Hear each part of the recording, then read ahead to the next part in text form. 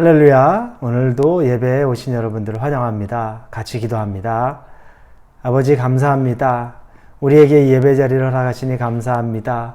보잘것없고 죄인이고 항상 하나님 앞에 설 자격이 없지만 그럼에도 불구하고 우리를 자녀라 부르시며 아들이라 부르시며 딸이라 부르시며 이 자리 가운데 불러주시니 그 은혜만으로도 우리가 족하고 충분합니다. 하나님 말씀이 우리에게 임할 때 우리 마음 안에 뜨거운 감격 있게 도와주시고 그 은혜가 우리를 오늘 살아갈 힘이 되게 하여 주옵소서. 예수님의 이름으로 기도합니다. 아멘. 네, 하나님이 우리에게 주시는 말씀은 사도행전 27장 27절에서 44절까지의 말씀입니다. 사도행전 27장입니다. 27에서 44절까지의 말씀입니다.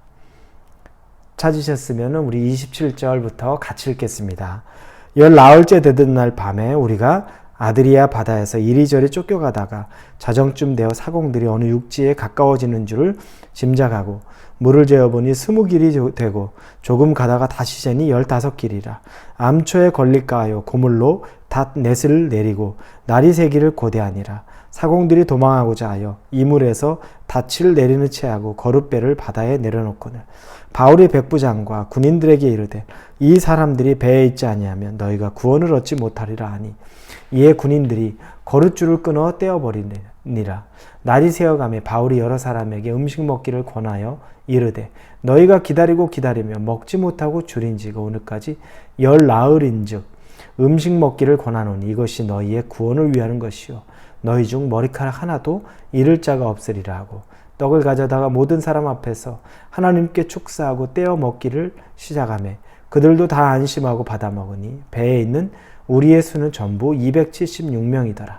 배부르게 먹고 밀을 바다에 버려 배를 가볍게 하였더니 날이 새매 어느 땅인지 알지 못하나 경사진 해안으로 된 항만이 눈에 띄거늘 배를 거기에 들여다 댈 수 있는가 의논한 후에 닻을 끊어 바다에 버리는 동시에 키를 풀어 늦추고 돛을 달고 바람에 맞추어 해안을 향하여 들어가다가 두 물이 합하여 흐르는 곳을 만나 배를 걸매 이 물은 부딪혀 움직일 수 없이 붙고 고물은 큰 물결에 깨어져 가니 군인들은 죄수가 헤엄쳐서 도망할까 하여 그들을 죽이는 것이 좋다 하였으나 백부장이 바울을 구원하려 하여 그들의 뜻을 막고 헤엄칠 줄 아는 사람들을 명하여 물에 뛰어내려 먼저 육지에 나가게 하고 그 남은 사람들은 널 조각 혹은 배물에 의지하여 나가게 하니 마침내 사람들이 다 상륙하여 구조되니라.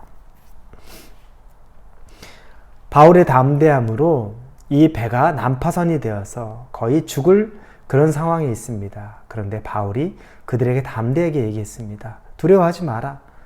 배는 손상될지 몰라도 너희의 목숨은 이상이 없을 것이다. 왜냐하면 하나님이 내게 나타나셔서 말씀하셨다. 내가 로마에 가야 하고 그래서 너희들도 같이 살아나야 된다고 말씀하셨다. 라고 담대하게 그들에게 이야기합니다. 그리고 이렇게 14일 동안을 항해를 합니다.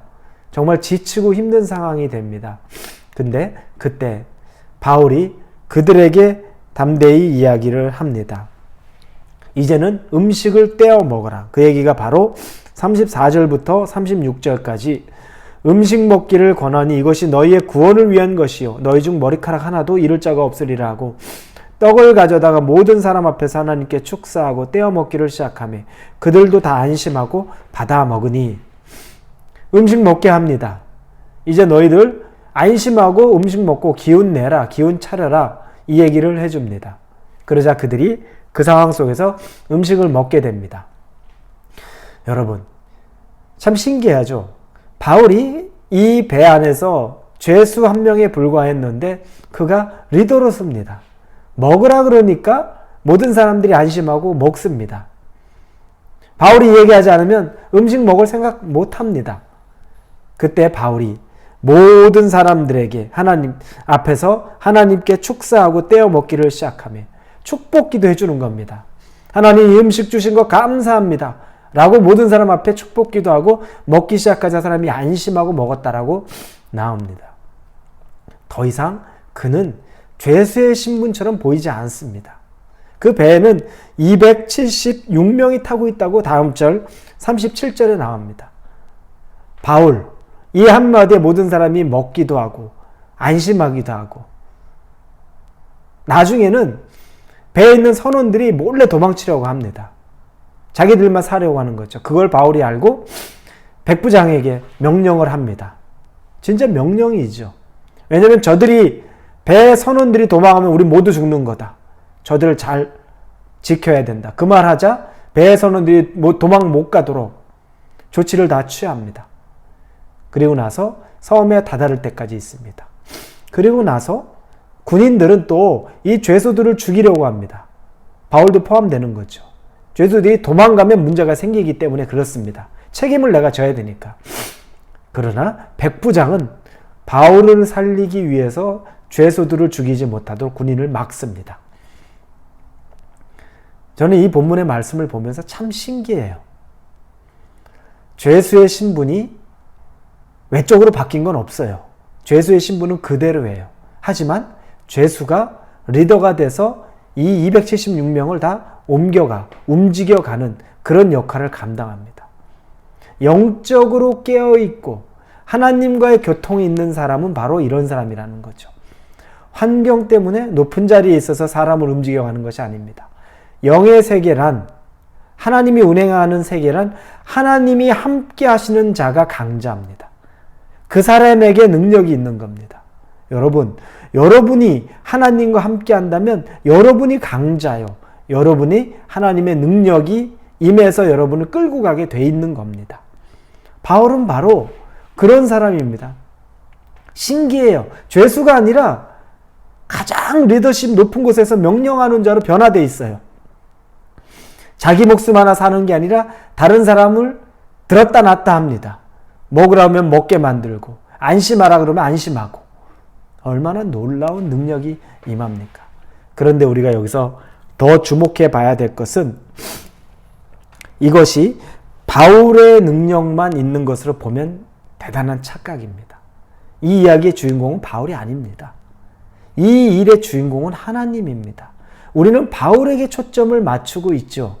야, 바울 대단하다. 야, 바울의 저 믿음.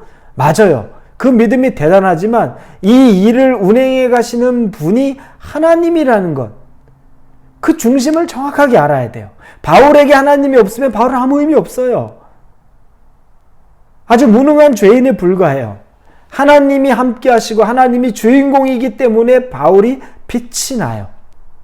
하나님은 기꺼이 당신을 주인공으로 삼고 사는 사람에게는 빛이 나는 인생을 허락하십니다. 내가 내 주인공이 되려고 하면 빛이 안 나요. 아무리 노력해도 그렇습니다. 그러나 하나님을 주인공으로 모시고 주인으로 모시고 살면 하나님이 우리 인생의 빛을 보여주시는 겁니다. 거꾸로죠. 우리는 이 세상에 초점을 막 맞추고 살면 그 능력 안에 들어가요. 그 능력 안에 우리가 더 질 수밖에 없어요. 그런데 하나님에게 초점을 맞추고 하나님만 바라보고 살기 시작하는 순간에 우리에게는 그때부터 하나님의 능력이 임해가는 겁니다. 그래서 절대 잘못된 신앙, 내 중심, 세상, 마귀 중심, 아니요. 철저하게 이 세상은 하나님 중심으로 돌아갑니다. 하나님이 운행해 가시는 겁니다. 마귀의 권위가 더 센 것처럼, 이 세상이 더 두렵고 떨리는 것처럼 여길 필요 없습니다. 하나님 앞에 이미 무릎 꿇은 존재가 마귀입니다. 하나님 주인공 삼으시고 하나님의 뜻대로 가기를 바랍니다. 그래서 우리는 오직 하나님에게만 초점을 맞추면 되는 겁니다. 끊임없이 우리가 내가 하나님에게만 초점을 맞추면 나만 살아나는 것이 아니라 내 주변의 사람들이 살아납니다. 바울만 사는 것이 아니라 하나님이 바울 주변에 있는 사람까지 살립니다. 응답이 그렇게 이루어졌죠. 바울이 또 죽을 위기에 처했어요. 선원들이 도망가려고 했었고, 그리고 군인들이 죄수들을 다 도망 못 가게 죽이려고 했습니다. 그런데 하나님은 바울을 살리기 위해서 나머지 죄수까지 다 살리셨어요. 말씀 그대로 이루신 거죠. 너희들이 다 걱정 없이 살게 될 것이다 라고 말합니다. 하나님만 주인공으로 살면, 여러분, 하나님만 나의 주인공으로 모시고 살면 그때부터는 우리는 어떻습니까? 두려워하지 말아라. 내가 마땅히 해야 할 일이 있다라고 말씀하시는 하나님을 나도 경험합니다. 바울이 그 경험을 했죠. 하나님이 두려워하지 마라. 내가 마땅히 해야 될 일이 있다. 우리도 하나님만 중심으로 살면 저와 여러분에게도 동일하게 말씀할 겁니다. 두려워하지 마라. 네가 마땅히 해야 될 일이 있다. 우리가 마땅히 해야 될 일이 있으면 우리는 이와 같은 참 기적과 같은 삶을 매일 살아갈 수 있습니다. 꼭 말씀을 믿으시고 여러분이 하나님이 주시는 삶, 내가 주인공이 아니라 하나님이 주인공이고 하나님의 뜻대로 살아가는 것이라면 하나님이 어떤 어려움과 난간 속에서도 나만을 지키는 것이 아니라 내 주변, 내 가족, 내 친지들, 내 직장 동료들, 내 비즈니스 모든 것을 주관하고 지키시는 하나님이 된다는 것을 믿으시기 바랍니다. 여러분이 믿음에 서 있으면 여러분의 가정은 살아납니다. 여러분이 믿음에 서 있으면 여러분의 직장도 살아납니다. 여러분이 믿음에 서 있으면 여러분의 주변의 친지들도 살아납니다. 바울을 보면 분명히 알 수 있습니다. 하나님이 주인공 되고 그와 주인공 된 하나님만을 바라보고 살면 네가 마땅히 살아나야 하리라 라는 그 말씀이 우리에게도 동일하게 임할 줄을 믿습니다. 같이 기도합니다. 하나님 감사합니다. 바울을 보며 한낱 죄수에 불과한 그가 죄수가 아니라 어느 순간 270명 중에 리더가 되어 있는 모습을 봅니다. 참 신기하고 놀라운데 그런데 바울에게 초점이 맞춰진 것이 아니라 하나님에게 초점이 맞춰진 것을 바라보는 순간 이해가 가고 납득이 가고 바울의 능력이 아니라 하나님의 능력입니다.